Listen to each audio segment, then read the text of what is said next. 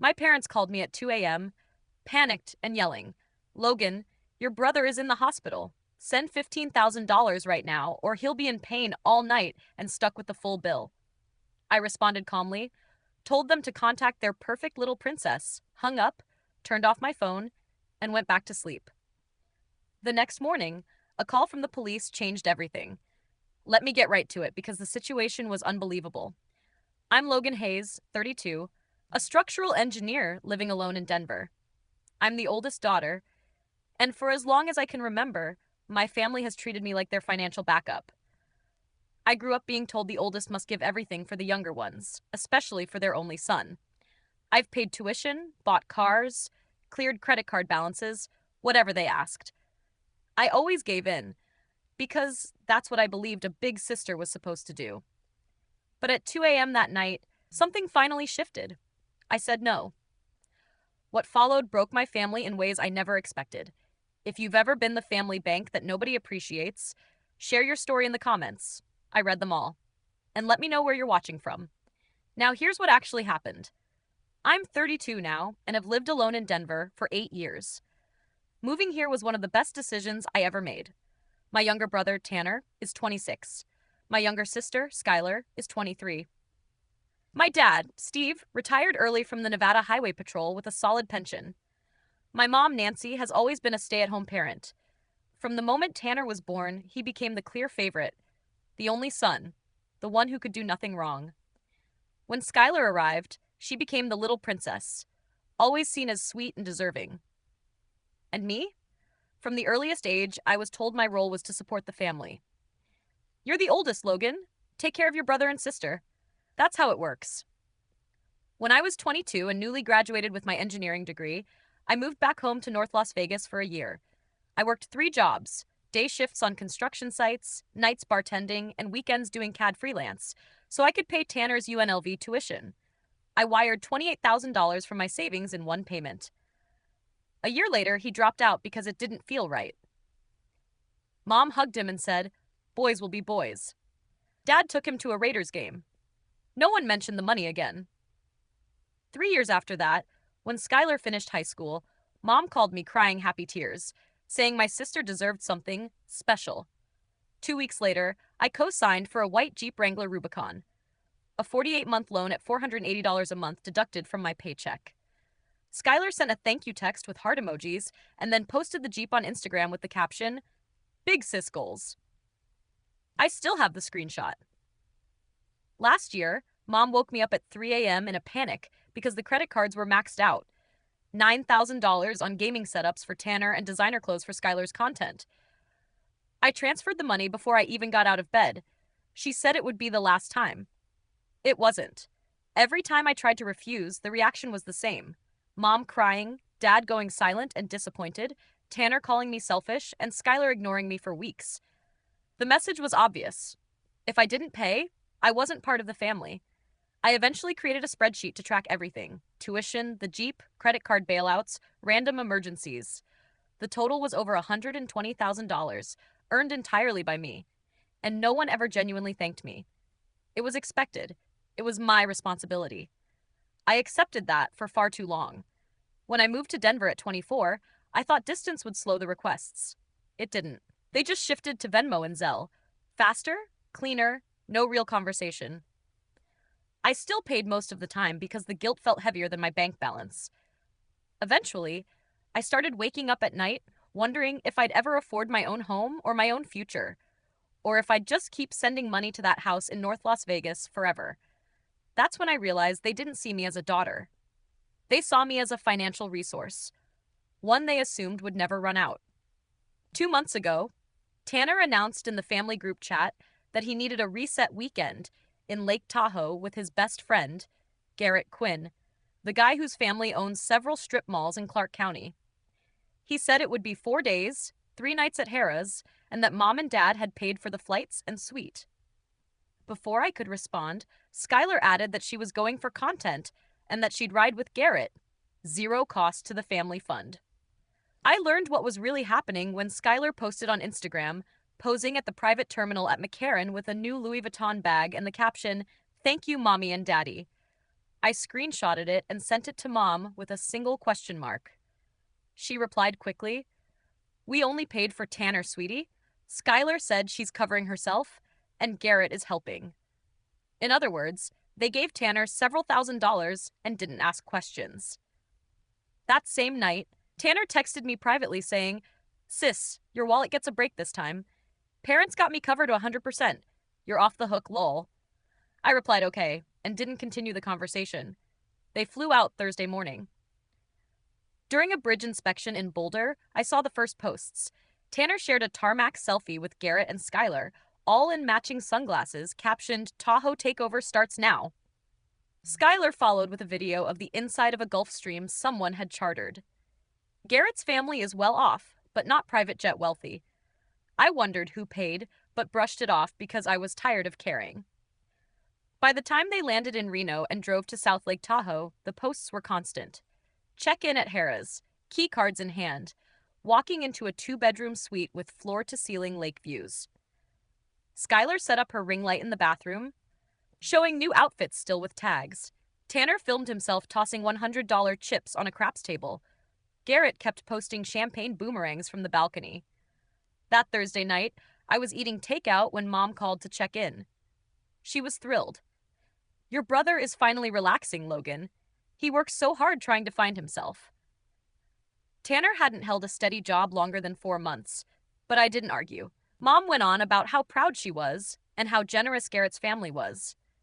I muted the call for a moment and saw Skylar's latest story from the Hard Rock rooftop pool holding a drink that cost more than my weekly groceries.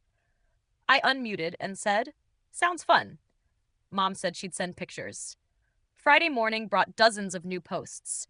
They rented a white Escalade limo for the day. There were videos of brunch shots in Heavenly Village, then footage from a private yacht in Emerald Bay.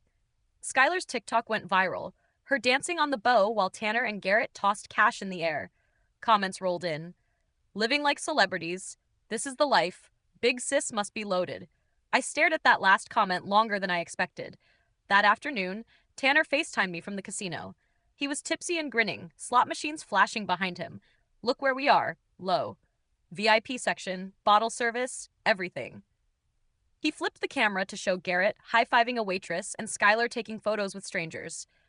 "Parents hooked it up big time," he said. I asked about the cost of the bottle service. He laughed. "Don't worry. Garrett's dad put it all on his black card. We're good." Then he lowered his voice. "Seriously, thanks for always having our backs growing up. This one's on us." The call ended with him blowing a kiss. I stared at my phone, uneasy. Mom and Dad's $3,000, the private jet, the limo, the yacht, the black card spending, it didn't add up. But I reminded myself they were adults. If Garrett wanted to spend, that was his choice. If my parents wanted to support Tanner again, that was their retirement, not mine.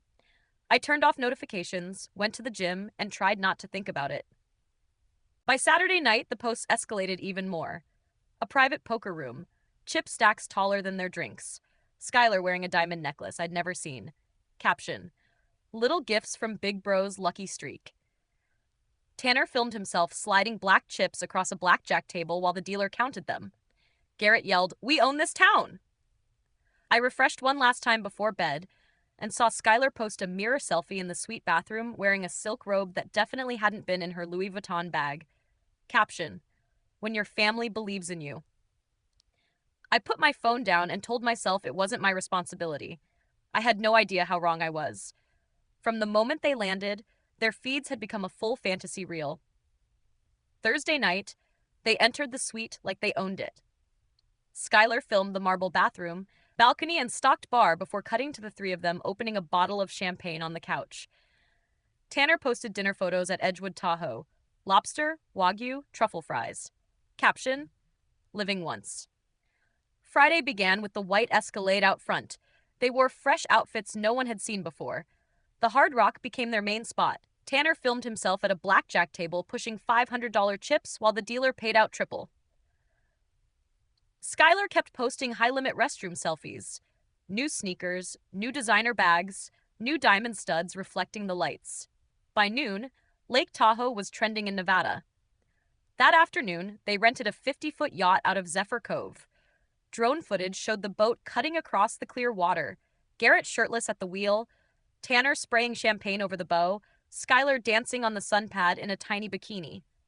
One clip reached 2 million views in 6 hours. Comments poured in. Goals. Rich friend energy. Who's paying for this? I read every one of them. By nightfall, they were back in the Hard Rock High Roller room.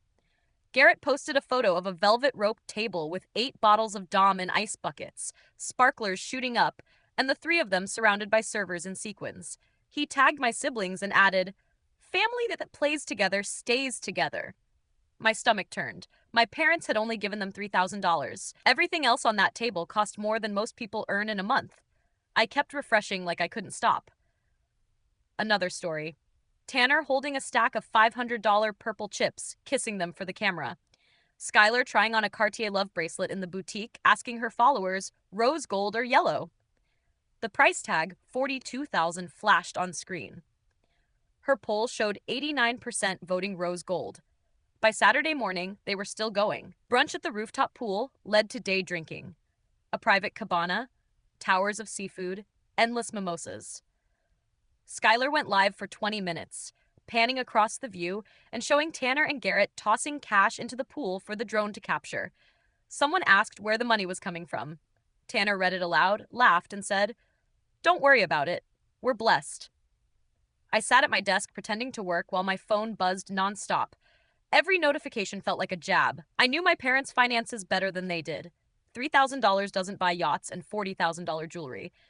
Garrett came from money, but his father wasn't funding this either. Something was clearly off, and the familiar dread was back. Saturday afternoon, the posts slowed for a few hours. I assumed they'd finally slept. Then the next wave began. Another private poker room, professional dealer, felt table, chip towers stacked so high they needed trays. Tanner filmed himself pushing $50,000 in chips into the center, calm as ever. Garrett cheered when he won a hand. Skylar sat on Tanner's lap wearing the rose gold Cartier, filming the spread with the caption, "Big Brother's on fire tonight." I did the math. The buy-in for that room started at $25,000 per seat. 3 seats, plus the yacht, the drinks, the jewelry, easily over $200,000 in under 2 days. My phone buzzed with a text from Mom. A selfie of her and Dad at home, smiling at the TV, captioned, "So proud of our kids living their best life," followed by heart emojis. I stared at it until the screen locked. My parents didn't have that kind of money. Their retirement was stable, not extravagant, which meant someone was spending far beyond their means, and every time that happened, the call always came to me. I muted the group chat, closed every app, and told myself that whatever trouble they were creating, I wasn't stepping in. I didn't realize how fast that would be tested. At exactly 2:17 a.m. that night, my phone lit up repeatedly. Mom's name flashed over and over. I knew instantly the Lake Tahoe fantasy had crashed. I picked up on the 5th call. "Logan? Oh God, Logan." Mom was sobbing uncontrollably. "Tanner's in the emergency room. They beat him. Security at Hard Rock broke his ribs. He's screaming in pain." Dad grabbed the phone, his voice breaking. He lost control at the tables. Security took him down. 3 cracked ribs, possible punctured lung. He's at Barton Memorial. They're holding his license because he signed markers for $5,000 he can't cover. The hospital won't give him the strong meds until someone pays cash. He's begging for you, Logan. Mom took the phone back, frantic. "I maxed every Zelle limit. I can't send another cent until morning. Wire it, Venmo it, anything. We'll pay you back Monday." I sat up in the dark, their panic echoing through the room. My pulse raced, but my voice stayed steady. "Why can't you 2 pay?" Silence. Then Mom sobbed harder. "We're broke, baby. We gave him everything we had for the trip and more. We thought it was harmless. You've always been the strong one." I cut her off with 6 words I'd never used before. "Call your perfect little princess."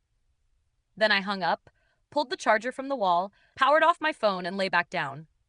My heart pounded, but inside I felt still. No guilt, no doubt, just a clean break. I rolled over and slept better than I had in years. I woke at 8:30 to sunlight across the hardwood floor. For a moment, I forgot everything. Then I remembered, and felt lighter than I had since childhood. I left my phone dead on the floor. I made French press coffee, took a long shower, did laundry, watered my plants, ate yogurt with granola, and read for a while. Just a normal Saturday morning. I didn't plug the phone in until almost 10. The moment it turned on, chaos flooded in. 61 missed calls, 147 texts, voicemails stacked 3 screens deep. Mom's messages shifted from pleading to angry within minutes. He's vomiting blood. They're rushing him to surgery. Another hour without proper meds and he could go into shock. You're killing your brother. I never thought my daughter could be this cruel. Dad sent one message. He's asking why you hate him. Skylar went further. She posted a 30-second TikTok from the ER hallway, face streaked with mascara, voice shaking. My 26-year-old brother is fighting for his life, and my own sister won't send $1,000. She makes 6 figures and she's letting him suffer. Please share this. She tagged my full name, my company, and my city. The video hit 1 million views in 2 hours. Then came the photos. Tanner on a gurney, shirt cut open, ribs wrapped, face swollen and bruised. A close-up of the casino marker with his shaky signature under a red $5,000 balance. Screenshots of Mom's failed Zelle attempts. A video of Skylar holding his hand while he groaned, captioned, "Big sis won't save him." Strangers flooded my DMs. Hope you rot. Karma is coming. Fake feminist. A few real acquaintances messaged quietly. Logan, is this true? I scrolled through all of it while eating cereal, feeling nothing. The casino called next from a blocked Nevada number. Miss Hayes, this is the credit cage at Hard Rock. We have your brother in holding for an unpaid marker. Can we run a card to close the account? I said, contact his parents. The woman paused. They've been here. Their cards are maxed. I replied, not my problem, and hung up. 10 minutes later, the hospital billing office called. A nurse explained, Nevada law allows cash-only deposits when no insurance is provided and the patient is stable enough to wait. We've given the minimum dose, but anesthesia won't proceed without the deposit. I responded, not my bill, not my responsibility. She sighed and ended the call. Mom tried FaceTiming, declined. Dad tried, declined. Skylar tried from multiple accounts, declined. Garrett texted from Tanner's phone, your sister is the worst human I've ever met. Blocked. Mom sent a final run of voice notes, each more frantic than the last. I played one.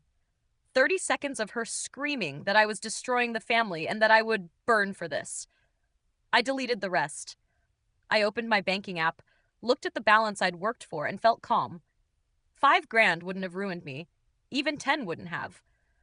But I was finished being the safety net whenever they made reckless choices. I blocked Mom's number for the first time in my life, then Dad's, then every unknown caller.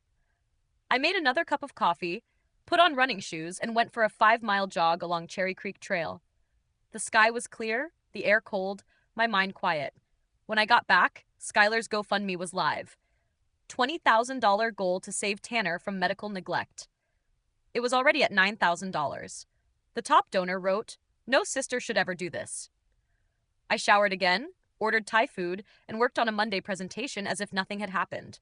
Before bed, I unblocked Mom just long enough to send one message. I'm safe. I'm fine. Do not contact me again until you can treat me like a daughter, not a credit card. Then I blocked her again and shut off my phone. That night, I slept 12 hours straight. Sunday morning, I woke naturally at 8:47. No alarm, no anxiety. I made coffee, opened the balcony door for the Denver air, and finally plugged my phone back in. 12 seconds to boot. The first call came at 9:01, a 530 area code. I answered while stirring oatmeal. Miss Hayes, a calm male voice said, this is Officer Ramirez with South Lake Tahoe Police. I'm calling about your brother Tanner. I put the call on speaker and kept stirring. Go ahead. He continued, last night at approximately 1:40, hospital security contacted us after Tanner assaulted a floor supervisor at Hard Rock Casino. The officer required 12 stitches. During booking, we discovered Mr. S. Hayes used a counterfeit Colorado ID to establish a $50,000 credit line. He's now in custody, facing felony assault, felony fraud, and possible identity theft. Bail is set at $8,000 cash. Barton Memorial is also holding a separate $6,000 surgical deposit before completing the rib repair. I tasted the oatmeal, needed salt. And you're calling me because? I asked. You're listed as primary emergency contact and co-signer on the casino paperwork, he replied. Can you come to the station or wire funds? I added salt. I'm in Denver, 800 miles away. I'm not his guardian, spouse, or cosigner. His legal parents are Steve and Nancy Hayes in North Las Vegas. Direct everything to them. Officer Ramirez typed briefly. He explained they had already spoken with my parents, who were present but unable to provide the required amount, and that Tanner kept asking them to reach me again. I told him Tanner had misled them and that I wasn't paying anything. I ended the call, fixed a bowl of oatmeal, and ate on the balcony while watching runners on the trail. The messages hadn't stopped since I'd gone silent. Mom had sent over 300 overnight. I scrolled through them slowly, photos of Tanner handcuffed to a hospital bed, face swollen, chest wrapped in stained gauze. More images showed the fake ID with my old address edited onto it. There were voice notes of Mom yelling that he was being treated poorly. Dad sent a single text saying Tanner was heading toward prison. Real prison. Skylar had escalated online, live streaming from the police station parking lot on both Instagram and TikTok, messy bun and practiced tears, saying my brother was under arrest because I refused to help. She said he couldn't be released without $14,000, claimed he used the fake ID out of desperation, and framed it as what happens when family is abandoned. She zoomed in on the police station sign and on her trembling lip. Over 1 million people watched, and the comments quickly turned hostile. People found my work email, LinkedIn, even my apartment building.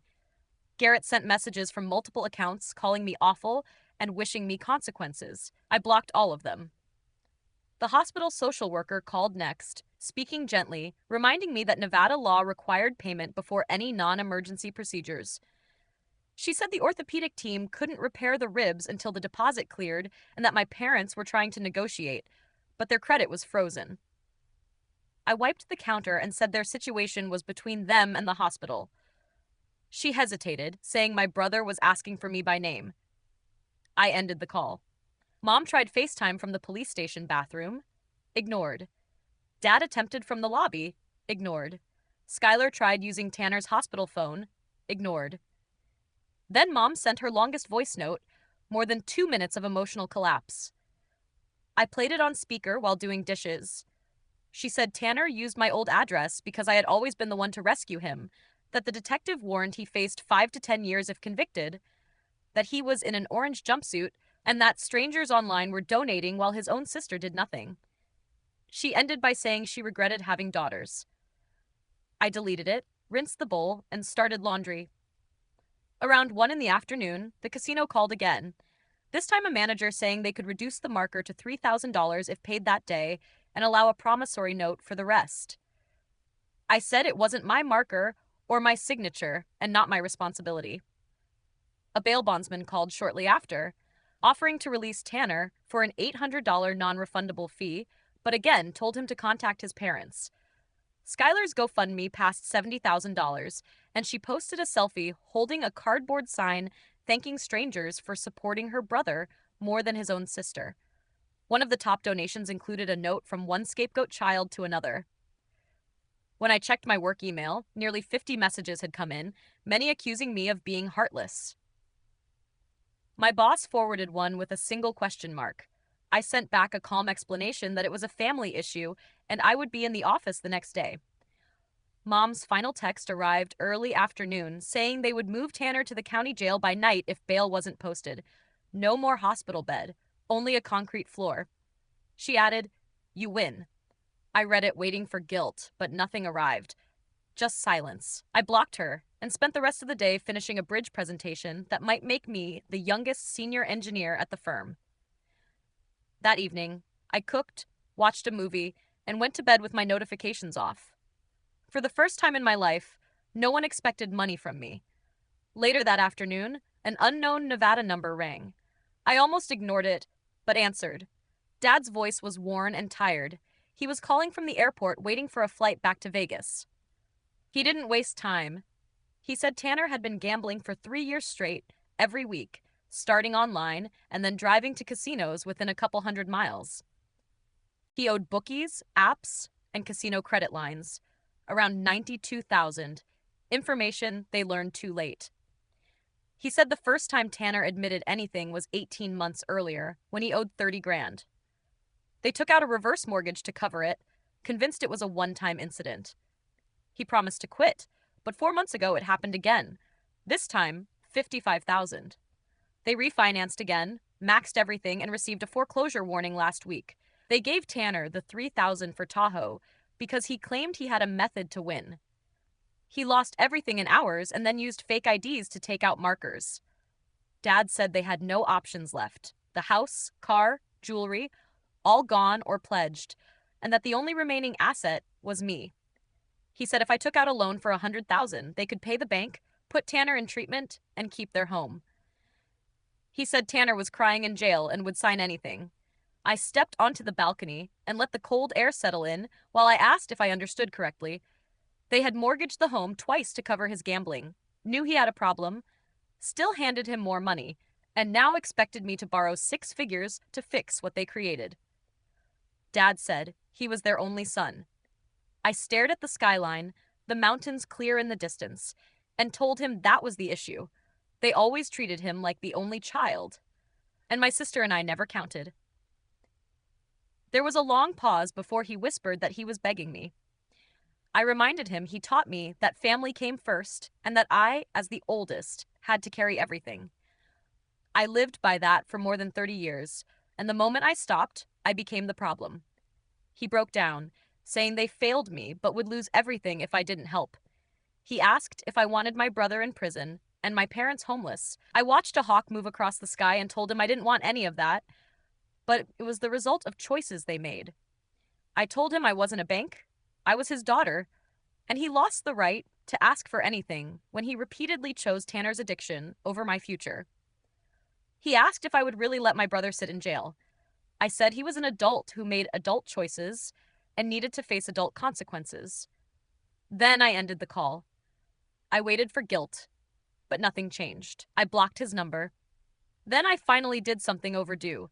I ran full credit reports on myself and my parents. The reverse mortgages were in their names only. Tanner wasn't on the deed. My name wasn't tied to any of it. Legally, the house had never been my concern. I closed the laptop, poured a glass of wine, and sat on the couch. The quiet in my apartment felt new. No constant notifications, no frantic messages, no pressure. Just my own life. I thought about the child who hid report cards because her grades mattered less than her brother's sports. The teen who worked multiple jobs so he could chase temporary goals, and the adult who delayed major milestones because money always had to flow toward him.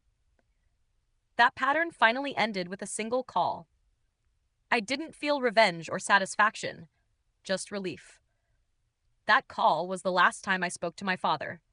The harassment continued for a week. Texts from unknown numbers, emails from fake accounts, letters slipped under my door. Aunt Linda called saying Mom had a breakdown and it was my fault. Cousin Marcus called from Mom's phone, showing her on the couch holding one of my old photos. Skylar kept posting daily updates about being without a home because I refused to help. Her GoFundMe reached over $100,000 from strangers who believed her version. On Wednesday, the county recorder posted the foreclosure notice. The house was officially seized and locked. A neighbor sent me a picture of the eviction sticker. My parents had 30 minutes to take whatever they could carry. Everything else belonged to the bank. That same afternoon, Tanner appeared before a judge via video from jail. The prosecutor offered a plea. Felony fraud reduced to a misdemeanor with a mandatory 90-day stay in a state-funded gambling program outside Reno. He accepted.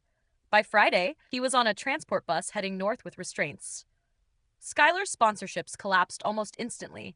Fashion Nova, Pretty Little Thing, and several teeth-whitening brands dropped her within 2 days. Reddit threads broke down every ad she had ever posted, labeling her someone who exaggerated crises for luxury items. Her follower count fell by more than 500,000 in 4 days. She went live one final time from a budget motel on Boulder Highway, mascara streaked, asking people not to unfollow. The chat responded with laughing emojis. I didn't watch any of it. I had already disconnected my old number, sent straight to a Google Voice void, and got a new one shared with only 8 people. I blocked every account linked to a family member, set my Instagram to private, and removed every tagged photo. By Sunday night, I signed a lease on a loft in the Reno Arts District, 20 minutes from my previous home. Movers arrived Monday at sunrise. By noon, I was gone without leaving a forwarding address. The quiet that followed was unlike anything I had experienced. No more middle of the night emergencies. No more payment requests framed as crises. No more emotional manipulation masked as concern. My inbox held only work messages and notes from people who genuinely cared. My phone battery lasted 2 full days. Each morning, I walked to the local coffee shop and ordered an oat milk latte without someone asking me to cover their gas money. I hiked alone on weekends and didn't have to justify why I couldn't fund someone's trip. I cooked dinner without the constant expectation that another disaster would be placed at my feet. One evening, sitting on my new balcony, watching the sun drop behind the Front Range, I realized I hadn't felt my shoulders tighten in nearly a week. I opened a bottle of wine I'd been saving for an occasion that never arrived, poured a glass, and let myself cry, not from grief, but from the release of finally breathing. Cutting them off wasn't harshness. It was survival. I finally understood that love shouldn't require erasing myself, that boundaries aren't acts of disloyalty, and that choosing my own stability isn't a punishment for anyone else. Their situation was the result of choices they made. One unpaid bill, one ignored warning, one borrowed future at a time. Out of habit, I checked the county's inmate search once. Tanner's record showed he was in a state rehabilitation program. I closed the tab and never returned to it. Skylar's final public post was a low-quality picture of a U-Haul with the caption, "Starting over with nothing, thanks to blood." It gathered 3,000 likes before her account went silent. Mom made one last attempt. A letter forwarded from my old address, postmarked in Henderson, held a single Polaroid of me at age 6, gap-toothed, smiling in a backyard pool, with "We're sorry" written on the border in her handwriting. I studied it for a moment, then placed it in the recycling with the rest of the mail. I didn't feel anger. Anger takes effort. I simply had nothing left to offer. I turned 33 that autumn. I bought myself a cake, invited 3 coworkers who had become genuine friends, and we ate it on my balcony under string lights. No one asked for money. No one cried. No one posted anything online for attention.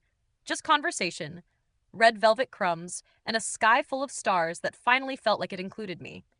I slept with the windows open and woke to birds instead of pressure. For the first time in my life, the only person I was responsible for carrying was myself.